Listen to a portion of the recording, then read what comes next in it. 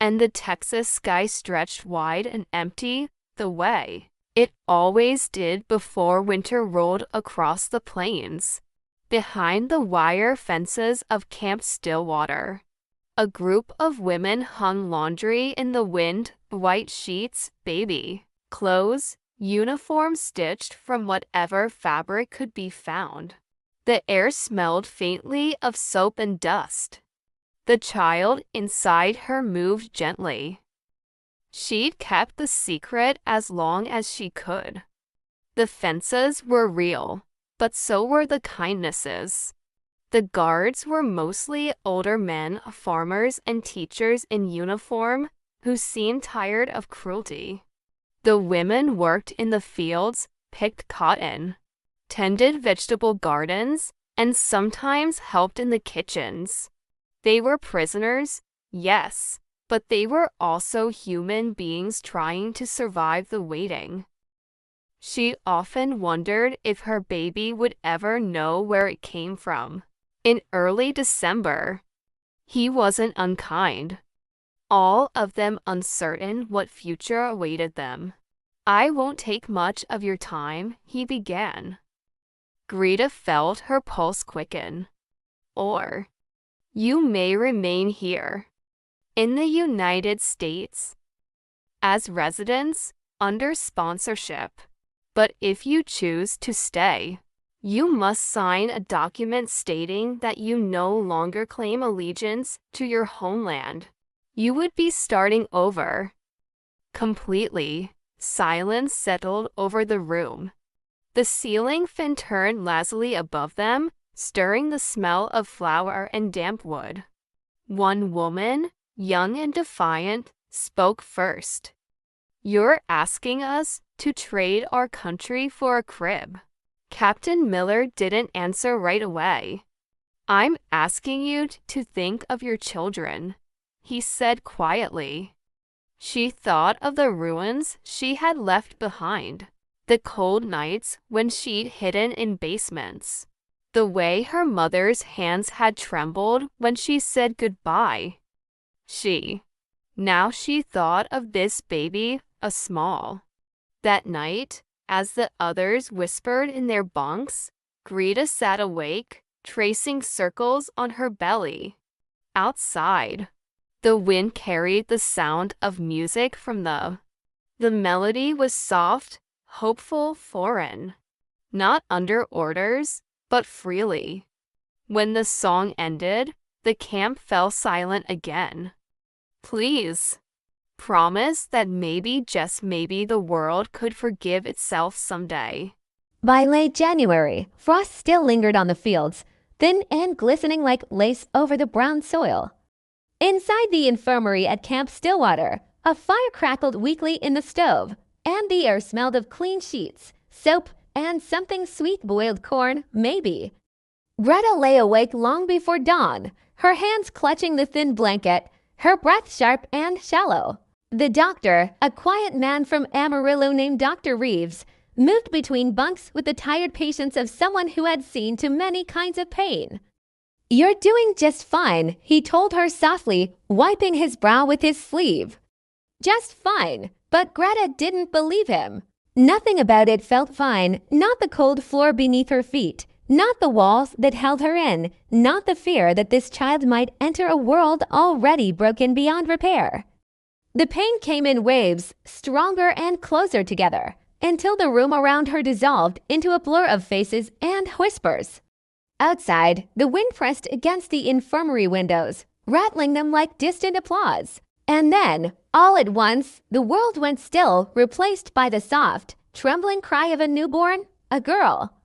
When the nurse placed the child in Greta's arms, she felt something she hadn't felt in years, warmth that didn't come from blankets or sunlight, but from within.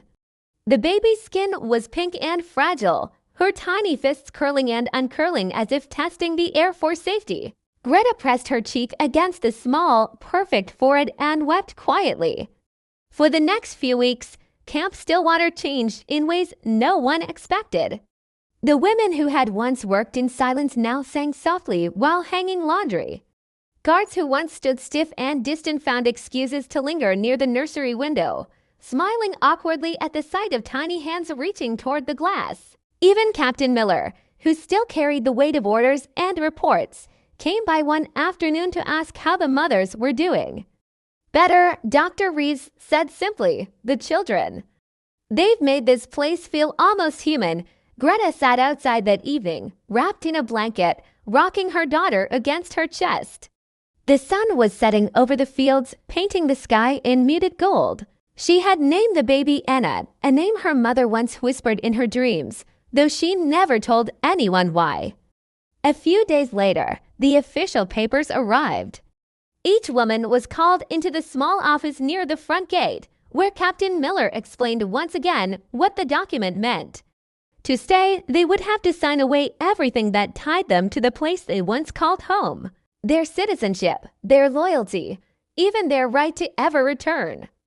Greta listened, her heart pounding in her chest. The paper looked so ordinary, white, thin, fragile, and yet it held the weight of two worlds.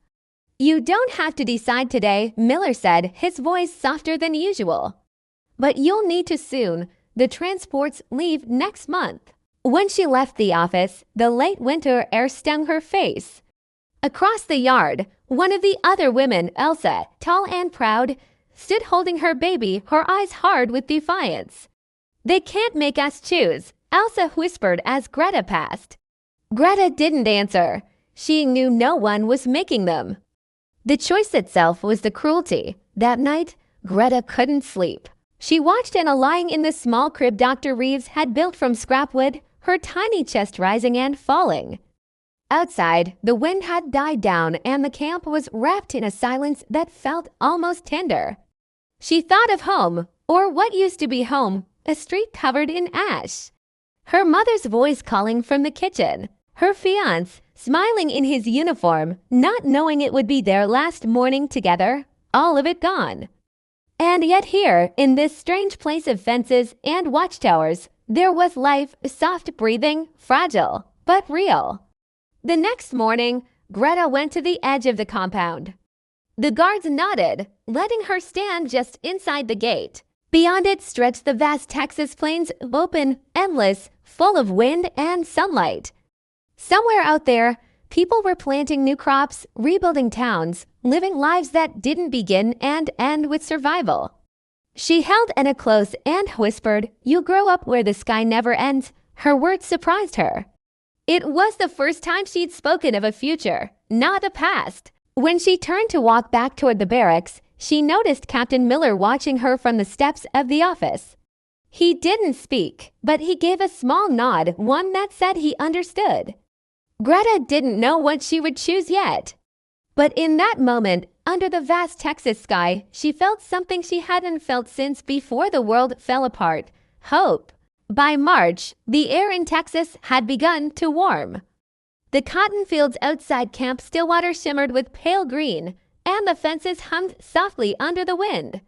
Inside the barracks, life had taken on a strange rhythm: quiet mornings, long walks between the dormitories and the infirmary, and the gentle hum of lullabies that drifted through open windows. But something else had begun to grow in the camp, not crops, not hope, but tension. The women were divided now, as if an invisible line had been drawn across the dusty yard. On one side were those who planned to stay, whispering about sponsors and jobs in faraway towns they'd never seen. They spoke with cautious optimism about new beginnings, a chance for our children, they said, their voices trembling between guilt and relief. On the other side stood those who refused. "We are not beggars," Elsa declared one morning, standing near the laundry lines with her chin held high. "We were born one thing, and we will die that way. I won't let my son grow up ashamed of where he came from." Greta said nothing. She spent most days alone with Anna, walking the perimeter of the yard. The baby had grown strong and curious, her eyes wide and unafraid. Sometimes Greta would press her cheek to the child's hair and breathe deeply, as though trying to memorize every heartbeat. The officers avoided interfering in the growing debate, but Captain Miller knew it couldn't last. The transport ships were being arranged. Soon, the choice would no longer be theoretical. One afternoon, Dr. Reeves found Greta sitting on the porch steps of the infirmary, her daughter asleep in her arms. The sun had dipped low, casting long shadows across the dirt. Still thinking, he asked gently. Greta smiled faintly. Isn't everyone? He nodded. Some choices don't have right answers. Just the ones you can live with. She looked out toward the far fence where Elsa stood, clutching her child and speaking quietly to a small group of women. I used to think I knew what I believed, Greta said. That loyalty meant something solid, something that couldn't be moved. But now I don't know. When I hold her, all I want is a place where she can sleep without fear. Dr. Reeves watched her carefully. You know, he said, I grew up around here. My mother used to say the wind in Texas has a memory. It doesn't care where you re from. It just carries the scent of whoever walked here last. Greta smiled softly. Then maybe that's enough of a country for me. That evening, a meeting was held in the mess hall. The women gathered, some holding their babies, some standing stiff and silent. Captain Miller stood at the front, papers stacked neatly on the table beside him. You've all been told what's ahead, he said, his voice calm but strained. The transport leaves in 2 weeks. For those choosing to stay, arrangements are being made. Sponsors have come forward, families, farms, some church groups. You'll have to sign the declaration before the end of the week. The room erupted in murmurs. Some wept openly, others whispered prayers under their breath. Elsa raised her hand. And what happens to us, those who go back? Miller hesitated. You'll be sent through New York, then across the ocean. From there, it's uncertain. A silence heavier than grief fell over the room. Greta felt Anna stir in her arms, her small fingers brushing against her mother's collarbone. She could feel the child's warmth, the tiny heartbeat fragile, yet louder than the voices around her. That night, Greta couldn't eat. She walked the narrow path behind the laundry building, the sky above her glowing faintly with starlight. The world was quiet, except for the distant hoot of an owl and the rustle of wind in the cotton fields. She stopped near the fence and stared out into the vast dark beyond, endless, open, unknown. It reminded her of the ocean she might cross again, back to the ruins of what used to be her world. In the shadows near the fence, Elsa appeared beside her, holding her son close. You won't do it, she said softly. You won't stay. You're not like them. Greta turned to face her. Like who? Like the ones who forget, Elsa said, her voice trembling. You can't just erase who you are. Greta looked down at her sleeping child. I'm not trying to erase anything, she whispered. I'm trying to protect what's left. Elsa's jaw tightened. You'll regret it, maybe, Greta said quietly, but I can live with regret. I can't live with fear. They stood there in silence, the two women outlined by the moonlight, both holding their futures in their arms, both right in their own ways. The next morning, the camp stirred early. Greta watched the sunrise from the steps, its light catching the edges of the fence until the wire almost disappeared into gold. For the first time, it didn't look like a barrier. It looked like a horizon. She kissed Anna's forehead and whispered, You deserve a world without fences. And somewhere deep inside, Greta knew her decision had already been made. The morning Greta signed the paper, the Texas sky was clear and mercilessly bright. The wind carried the smell of dust and honeysuckle from somewhere beyond the fences, and the camp buzzed with the quiet tension of departure. The declaration form sat on the table in front of her, 1 page, a few sentences. Her name already typed neatly at the top, Greta Hoffmann. Beneath it, the words that would divide her life into, I hereby renounce all claims of allegiance to my homeland and accept permanent residence in the United States of America. Captain Miller handed her a pen. His expression was unreadable, but his voice, when he spoke, was soft. You don't have to rush this. Greta looked at him, then at the paper. If I wait any longer, I'll lose what little courage I have left. Anna stirred in her arms, fussing slightly. as if sensing the gravity of the moment. Greta pressed her lips to the child's head, closed her eyes, and signed her name. It was done. Miller gathered the papers carefully. "You've made a brave choice," he said. "No," Greta replied, her voice steady. "I've made a necessary one." Outside, a group of women waited near the transport trucks. Those who had chosen to return home were lined up in neat rows, clutching their children and small bundles of belongings. Elsa stood among them, her son wrapped tightly in a blanket. Their eyes met across the yard. For a long moment, neither spoke. The distance between them was only a few yards, but it felt like an ocean. Greta wanted to say something, an apology, perhaps, or a goodbye, but no words came. Elsa turned away first, her shoulders straight, her face unreadable. The trucks started their engines, kicking up dust. As they rolled toward the gates, Greta's heart clenched. Part of her wanted to run after them, to see her homeland again, no matter how broken. But then she felt Anna's small fingers gripping her collar, anchoring her to this moment, this new soil. That afternoon, Dr. Reeves came by the infirmary to check on the remaining mothers. "They'll send you to Amarillo first," he explained, "then on to different farms or towns. There's a family near San Antonio who's agreed to sponsor you, the Whitakers. Good people." Greta nodded, barely hearing him. Her mind was full of images, the trains, the papers, the endless sky. She had signed away her past that morning, and yet it still lingered in her like a shadow that refused to fade. When night fell, she walked out to the edge of the field one last time. The moon hung low, the air thick with the scent of earth and spring. Behind her, the camp lights glowed faintly, soon to be just another place people would forget existed. She sat in the grass, holding Anna close. "You'll never remember this place," she whispered, "but I will." Every inch of it, her eyes drifted toward the horizon.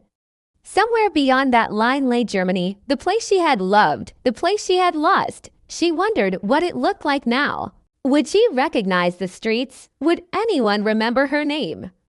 Then she thought of the Whitakers, strangers who had chosen to welcome her, of the churchwomen who sent blankets, of the nurse who'd brought her milk each morning without asking questions. And she realized that maybe belonging wasn't something you were born with. Maybe it was something you built, slowly, with kindness. Years later, long after Camp Stillwater had been dismantled and the fences torn down, Greta stood on a different stretch of land, a quiet farm in southern Texas. Her daughter, now a teenager, ran barefoot through the rows of corn, her laughter bright against the wind. Visitors sometimes asked about Greta's accent, about the small cross she wore on a chain around her neck. She would smile faintly and say only, "It's a reminder of where I began." But when she was alone in the evenings, she would stand by the porch rail and watch the horizon. The sunsets here still felt endless, still painted the fields gold. And she would think of Elsa, of the women who went back, and wonder what had become of them. In her mind, she could still see the camp, the wire fence shimmering under the Texas light, the sound of a baby crying somewhere nearby. She remembered the fear, the shame, the impossible choices. But above all, she remembered the day she signed her name and chose a life not of freedom or loyalty, but of hope. Because that was the quiet truth of Camp Stillwater. It was never about nations or wars or papers. It was about women who chose to love when love seemed impossible. And in that choice, they built something no government could ever erase. Before you go, take a moment to remember them, the mothers who found courage in captivity and the children who grew up free because of it. If stories like this move you, help us keep their memory alive. Subscribe, stay with us, and let's keep sharing the quiet truths that history almost forgot.